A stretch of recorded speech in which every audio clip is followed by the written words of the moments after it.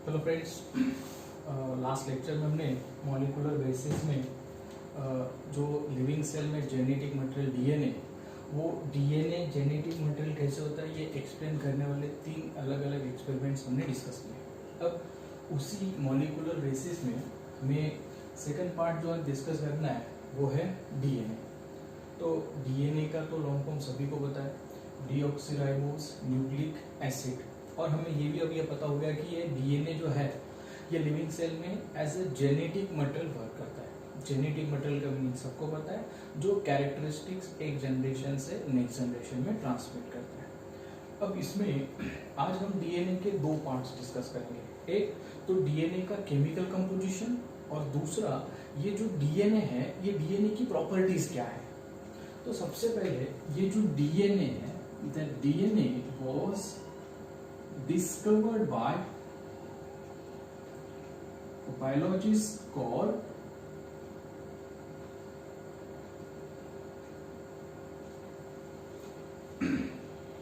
Frederick Miescher. इन्होंने सबसे पहली बार डीएनए डिस्कवर किया और तब उन्होंने उस डीएनए को नाम दिया था, he named it as a nucleon. सबसे पहली बार जब डीएनए डिस्कवर्ड हुआ था तो उसको नाम दिया था उन्होंने न्यूक्लियन, क्योंकि ये उनको दिखाई दिया था और स्टडी किया था उन्होंने वो न्यूक्लियस में। उसके बाद फर्दर जब उसकी केमिकल कैरेक्टरिस्टिक स्टडी हुई तो ये समझ में आया कि इस सब्सटेंस में जो न्यूक्लियस में प्रेजेंट है उसमें नेगेटिव चार्ज है। तो उसी से उस न्यूक्लियन से उसका नाम क्या हो गया, न्यूक्लिक एसिड। न्यूक्लिक एसिड के दो एग्जाम्पल जनरली सेल में होते हैं, डीएनए और एक आरएनए। उसके बाद ये जो टर्म है that is the nucleic acid, that nucleic acid term was given by a biologist called Altman. तो न्यूक्लिक एसिड ये टर्म किसने दी, एल्टमैन ने। डीएनए डिस्कवर्ड किसने किया, फ्रेडरिक मिशर ने। अब हमें ये जो डीएनए है, इस डीएनए का जो स्ट्रक्चर है, जो आज हम डीएनए का स्ट्रक्चर स्टडी करते हैं, that structure was proposed by 2 biologist, that is the Watson and Crick. आज ये वो डीएनए का स्ट्रक्चर हमें स्टडी करना है। तो जो वेल एक्सेप्टेड स्ट्रक्चर है, वैसे तो डीएनए के 5 टाइप्स है, उनमें से जो कॉमन टाइप है बी फॉर्म ऑफ डीएनए, जो कि 99.9% लिविंग ऑर्गेनिज्म में होता है। तो उस डीएनए का जो डबल हेलिकल स्ट्रक्चर है ये किसने प्रपोज किया, वैटसन एंड क्रिक ने। लेकिन वैटसन और क्रिक से भी पहले that contribution of Watson and Crick was based on, तो उनके पहले 2 बायोलॉजिस्ट थे। उन्होंने एक्सरे क्रिस्टलोग्राफिक स्टडी किया था, based on X ray crystallographic study of 2 biologist थे। One was Rosalind Franklin and second one is Maurice Wilkins. तो इन दोनों ने सबसे पहले डीएनए का एक्सरे स्टडी किया था, लेकिन एक्सरे स्टडी करने के बाद डीएनए का जो भी प्रॉपर्टीज थी वो उन्होंने एक्सप्लेन नहीं की। उसके पहले उनकी डेथ होगी, फिर उनका ही जो रिसर्च पेपर था, ये रिसर्च पेपर स्टडी किया वैटसन और क्रिक ने, और फिर उन्होंने वो डीएनए का मॉडल प्रपोज किया। तो ये जितना पार्ट मैंने बताया आपको, इसमें जस्ट एक scientific word, just scientific contribution है जो इंपॉर्टेंट है। डीएनए डिस्कवर्ड किया फ्रेडरिक मिशर ने। ये जो नाम है न्यूक्लिक एसिड, ये किसने प्रपोज किया, एल्टमैन ने। डीएनए का स्ट्रक्चर प्रपोज किया वैटसन क्रिक ने, जो बेस था इन दोनों के स्टडी पे। ठीक है, तो पहले बच्चों ये सभी जो पॉइंट्स है ये आपको नोट करने हैं। जितनी भी पॉइंट्स जैसे हमारे क्लास लेक्चर में होता है, जितने भी पॉइंट्स मैं यहाँ पे बोर्ड पे लिख के दूंगा वो सभी पॉइंट्स आपको नोटबुक में मेंशन करने हैं। लॉकडाउन खत्म होने के बाद मैं हर एक की नोटबुक में ये पॉइंट सभी चेक करूंगा। अब तब तक आप ये पॉइंट डिस्कस कर लो, मतलब ये पहले राइट डाउन कर लो, उसके बाद हम उसका केमिकल कंपोजिशन डिस्कस करेंगे।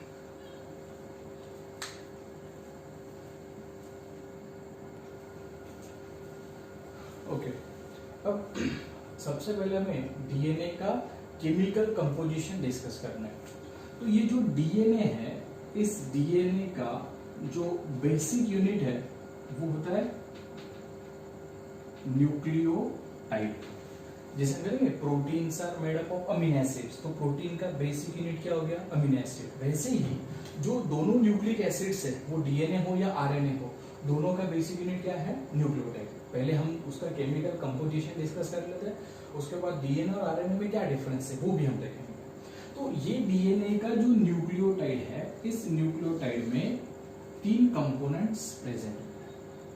एक सबसे पहला पार्ट है शुगर, मतलब जो कि कार्बोहाइड्रेट। दूसरा पार्ट जो उसमें प्रेजेंट है वो है नाइट्रोजन बेसिस। और तीसरा पार्ट, अब डीएनए और आरएनए दोनों एसिड है, दोनों एसिड है, इसका मतलब दोनों में कौन सा एसिड है? तो दोनों में प्रेजेंट है फॉस्फरिक एसिड। इस फॉस्फरिक एसिड का फॉर्मूला अगर हम देखें तो वो है H3PO, ये हो गया फॉस्फरिक एसिड।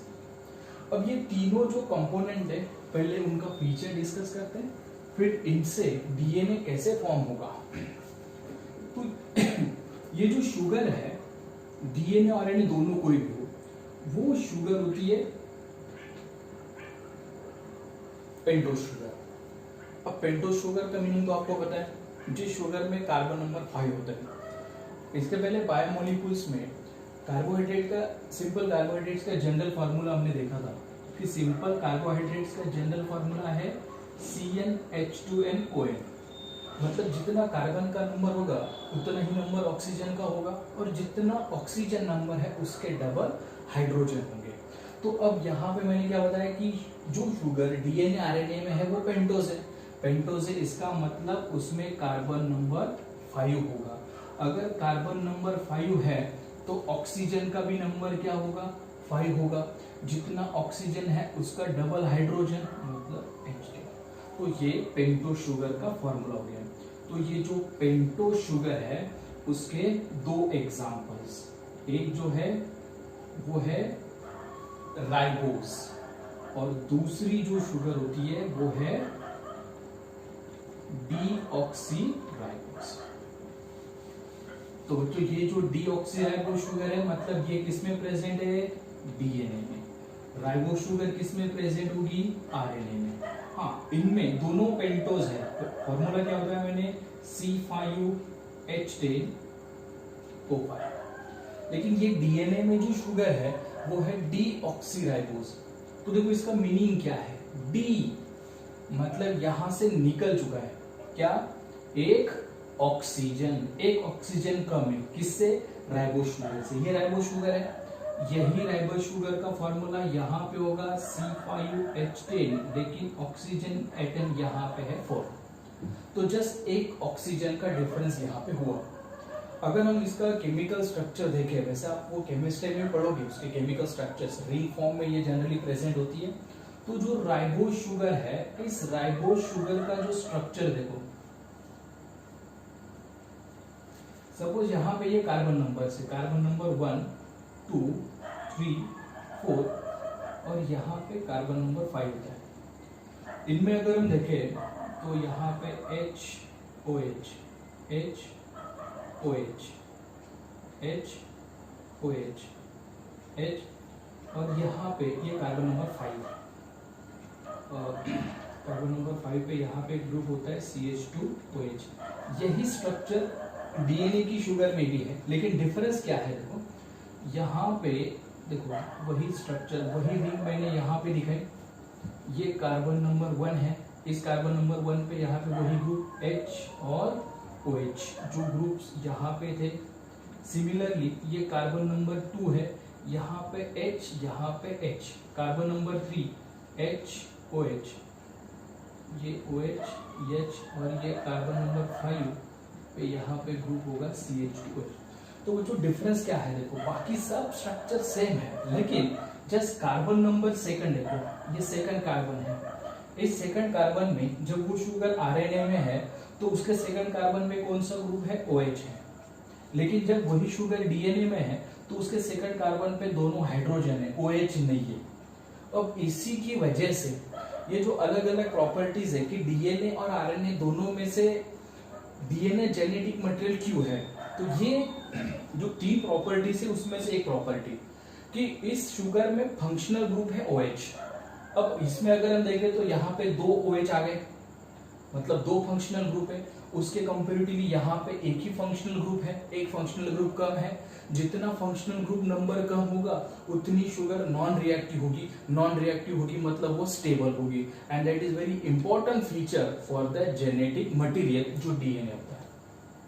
ये केमिकल स्ट्रक्चर आपको ध्यान में रखने की जरूरत नहीं, जस्ट आपको फॉर्मूला पता होना चाहिए। तो ये पहला डिफरेंस हो गया।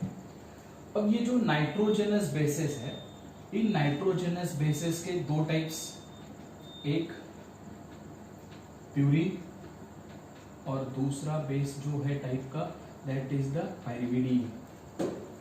याद आ रहा है कुछ सबको, बायोमोलिक्यूल में भी देखा था हमने ये। तो ये जो प्यूरिन है, इस प्यूरिन के 2 एग्जांपल,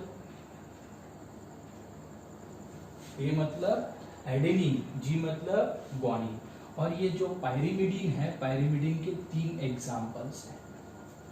टी मतलब थायमिन, सी साइटोसिन और यू यूरेसिल।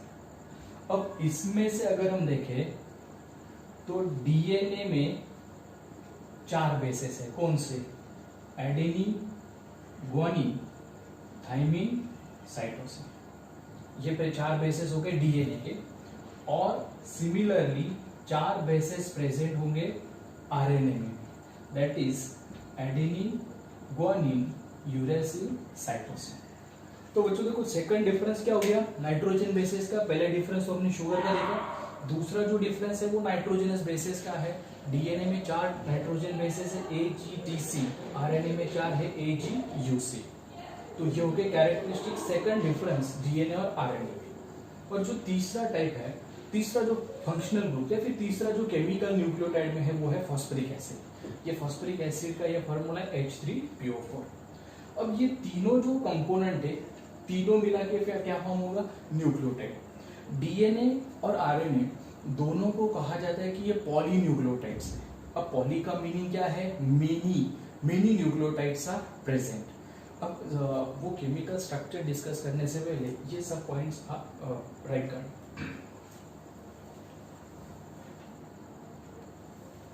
ओके, तो अब ये तीनों मिला के न्यूक्लियोटाइड कैसे बनेगा। तो सबसे पहले तो ये पहला ग्रुप मतलब शुगर। देखो यहाँ पे ये शुगर मैंने, तो मैं ये रफ कर देता हूँ यहाँ से।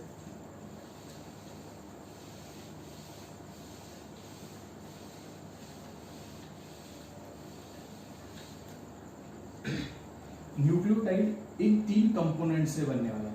पहला कंपोनेंट क्या होगा, शुगर, दूसरा कंपोनेंट होगा नाइट्रोजन बेस, और तीसरा कंपोनेंट होगा फॉस्फेट ग्रुप। अब इन तीनों से न्यूक्लियोटाइड कैसे बनेगा। सबसे पहला तो शुगर, मान लीजिए यहाँ पे एक शुगर मैंने लिखा, पेंटो शुगर है।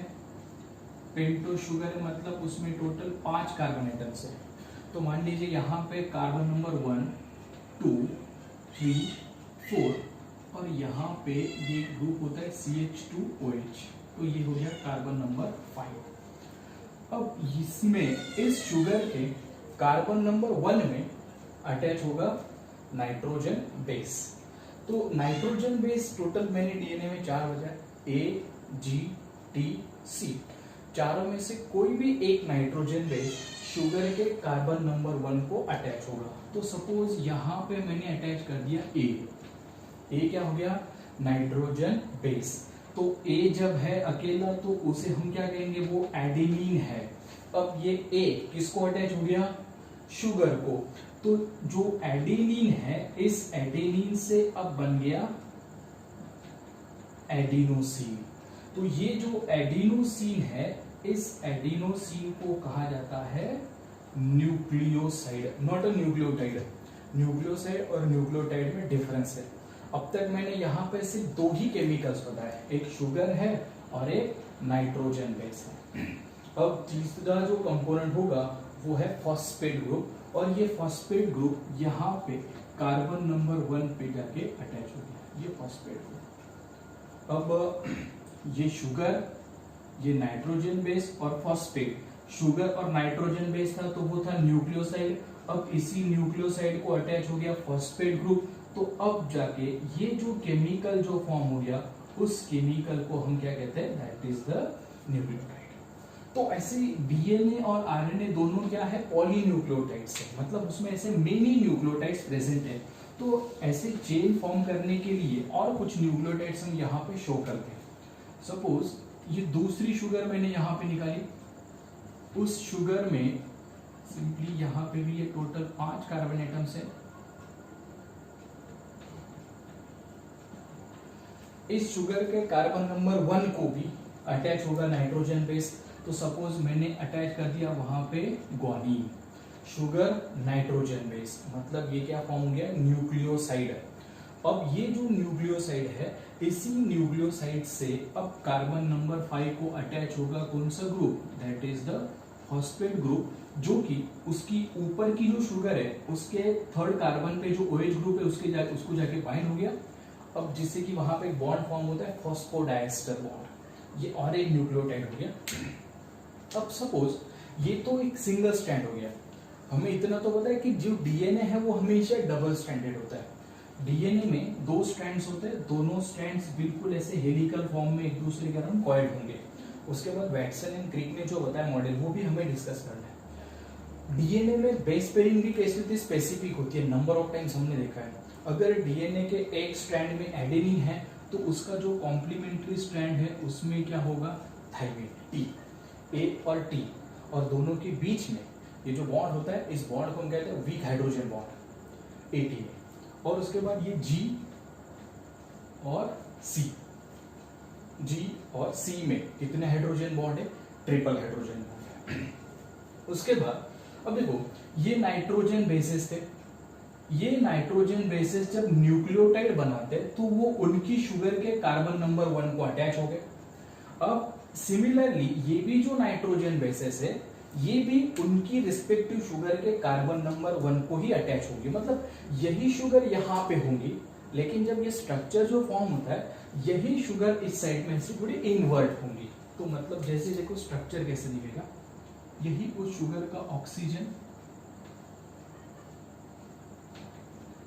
ये कार्बन नंबर 1, 2, 3, 4, और यहाँ पे ये ग्रुप है CH2OH, मतलब ये कार्बन नंबर 5। अब इसमें हाँ और एक सपोज न्यूक्लियोटाइड यहाँ का जो है वो हम यहाँ पे शो करें।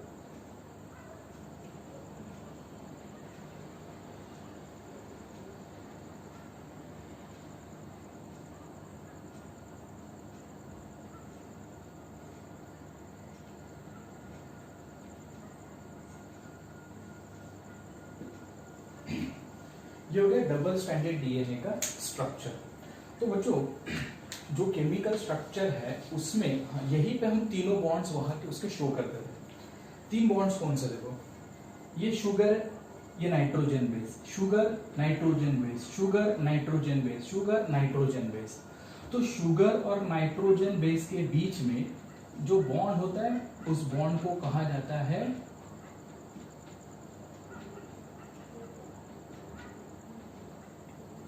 देखो कौन सा बॉन्ड हो गया, ग्लाइकोसिडिक बॉन्ड, ये पहला बॉन्ड हो गया। दूसरा बॉन्ड देखो, ये एक न्यूक्लियोटाइड है, ये दूसरा न्यूक्लियोटाइड है।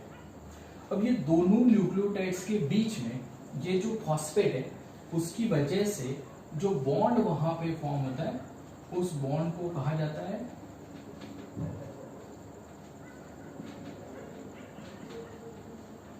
Phosphodiester bond. फॉस्फोडाइएस्टर बॉन्ड का फंक्शन क्या हो गया, दोनों न्यूक्लियोटाइड्स को एक दूसरे से लिंक करना।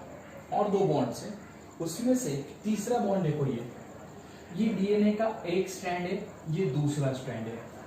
जैसे कि ये हेलिकल डीएनए है, यहाँ पे दोनों स्ट्रैंड्स के बीच में ये जो बॉन्ड होता है ना, ये इस बॉन्ड को कहा जाता है वीक हाइड्रोजन बॉन्ड। ये हो गए 3 बॉन्ड्स। उसके बाद किसी भी डीएनए का जो एंड होता है उस एंड को जनरली अगर हम रिप्रेजेंट करें, अब मान लीजिए ये डीएनए है, इस डीएनए को अगर हमें रीड करना है तो हम इसे रीड कैसे करेंगे? 5 प्राइम टू 3 प्राइम, ये जो डैश है ये प्राइम, 5 प्राइम 3 प्राइम, और डीएनए के दोनों जो स्ट्रैंड्स है वो एंटी पैरेलल होते हैं। एंटी पैरेलल इसका मतलब अपोजिट। तो एक स्ट्रैंड अगर 5 प्राइम टू 3 प्राइम है तो मान लीजिए यहाँ पे क्या होगा कि उसका जो अपोजिट डीएनए है उसका एंड क्या होगा? 3 प्राइम टू 5 प्राइम। वैसे तो ये जो क्राइटेरिया है डायरेक्शन का, ये तो डीएनए की प्रॉपर्टीज में आएगा, लेकिन यहाँ पे मैंने केमिकल केमिकल कंपोजिशन यहाँ पे ड्रॉ कर दिया, यहाँ पे ही वो क्राइटेरिया आपको समझ में आ जाएगा कि डीएनए में ये 5 प्राइम और 3 प्राइम लेटर ही क्यों यूज होते हैं। डीएनए में जितने भी न्यूक्लियोटाइड्स है, सभी न्यूक्लियोटाइड्स में जो कार्बन नंबर 5 है, उस कार्बन नंबर 5 को कौन सा ग्रुप अटैच है? Phosphate group. यहाँ पे भी कार्बन नंबर 5 था, फॉस्फेट ग्रुप है, लेकिन ये जो फॉस्फेट ग्रुप है ये उसके एडजेसेंट न्यूक्लियोटाइड के OH ग्रुप को जाके बाइंड हो गया, जिससे कि फॉर्म हो गया फॉस्फोडाइएस्टर बॉन्ड। इसके नीचे जितनी भी शुगर्स होंगी, 100 भी अगर शुगर्स इसके नीचे है तो सबके कार्बन में बॉन्ड होगा फॉस्फेट ग्रुप होगा, जिससे कि फॉस्फोडाइएस्टर बॉन्ड फॉर्म होगा। वो फॉस्फेट ग्रुप अगर बॉन्ड फॉर्म करता है, इसका मतलब वो दूसरे किसी केमिकल के साथ रिएक्टिव है, वो फ्री नहीं है। इस डीएनए में देखो यहाँ पे ये सबसे टर्मिनल न्यूक्लियोटाइड, देखो इस न्यूक्लियोटाइड्स के कार्बन नंबर 5 पे कौन सा ग्रुप है? फॉस्फेट ग्रुप है, और ये जो फॉस्फेट ग्रुप है ये यहाँ पे फ्री है। इसे मैंने फ्री क्यों कहा? क्योंकि ये दूसरे किसी केमिकल को बाउंड नहीं है, और ये फ्री ग्रुप फॉस्फेट ग्रुप कौन से कार्बन को अटैच है? 5th कार्बन को, तो वो हो गया 5 प्राइम। अगर किसी डीएनए का एक एंड 5 प्राइम है तो उसका अपोजिट एंड क्या होगा? 3 प्राइम एंड। 3 प्राइम एंड क्यों? देखो उसके ऊपर जो शुगर थी उसकी 3rd कार्बन पे OH ग्रुप था, लेकिन वो फॉस्फेट को बाइंड हो गया, फॉस्फोडाइएस्टर बॉन्ड फॉर्म होगा। इसी डीएनए के लास्ट जो शुगर होगी उसमें भी 3rd कार्बन पे OH ग्रुप है, जो कि उसका फंक्शनल ग्रुप है, लेकिन ये OH ग्रुप उसके आगे दूसरी शुगर ही नहीं है, तो इसका मतलब ये OH ग्रुप यहाँ पे फ्री है। वो फ्री है, वो कौन से कार्बन पे है? 3rd कार्बन पे, तो वो हो गया 3 प्राइम। सिमिलरली यहाँ पे देखो कौन सा ग्रुप फ्री दिखाई दे रहा है आपको? OH group. OH ग्रुप अगर फ्री है इसका मतलब 3rd कार्बन, वो 3 प्राइम। तो ये एंड अगर 3 प्राइम है तो ऑब्वियस है उसका अपोजिट एंड क्या होगा? 5 प्राइम होगा।